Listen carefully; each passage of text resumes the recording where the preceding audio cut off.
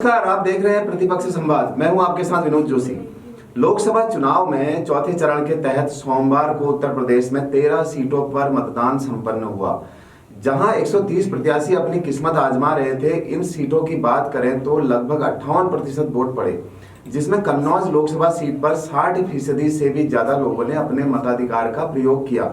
इस महत्वपूर्ण चरण में कन्नौज सीट से समाजवादी पार्टी के अध्यक्ष अखिलेश यादव की प्रतिष्ठा दांव पर है।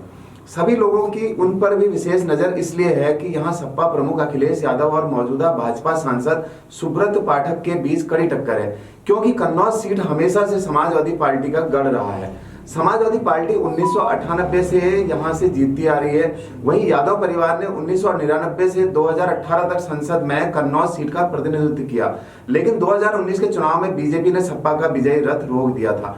ऐसे में इस बार सवाल यह है कि क्या सपा बीजेपी से अपनी परंपरागत कन्नौज सीट छीन पाएगी? अब हम पिछले 3 चुनाव की बात करें तो 2019 को छोड़कर कन्नौज में 60% से ज्यादा मतदान हुआ है। इस बार भी आंकड़ा 60% के पार पहुंचा है। पिछले तीनों ही बार बीजेपी का वोट शेयर कन्नौज में बढ़ता गया है। ऐसे में इस बार सपा और बीजेपी दोनों इस उम्मीद में है कि टर्न आउट वोटर की ज्यादा तादाद उनके पक्ष में हो। अखिलेश यादव कन्नौज से ही 3 बार सांसद रह चुके हैं। साल 2000 में कन्नौज सीट पर हुए उपचुनाव में वो पहली बार संसद देने के चलते 2012 में कन्नौज सीट पर हुए उपचुनाव में अखिलेश यादव की पत्नी डिंपल यादव निर्विरोध चुनी गई थी।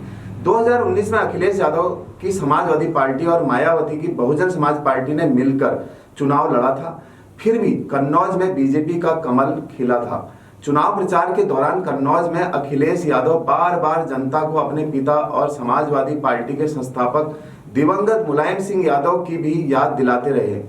उन्होंने लोगों से अपने परिवार के प्रति भावनात्मक जुड़ाव बनाया है। वहीं कड़े मुकाबले का अंदाजा इस बात से भी लगाया जा सकता है कि अखिलेश यादव के साथ राहुल गांधी ही नहीं, इस बार उनकी बेटी आदिति यादव भी बढ़ चढ़कर पिता के लिए चुनाव प्रचार में जुटी रही।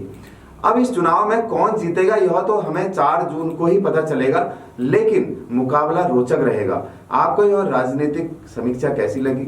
अवश्य बताएं। आपका बहुत बहुत धन्यवाद। नमस्कार।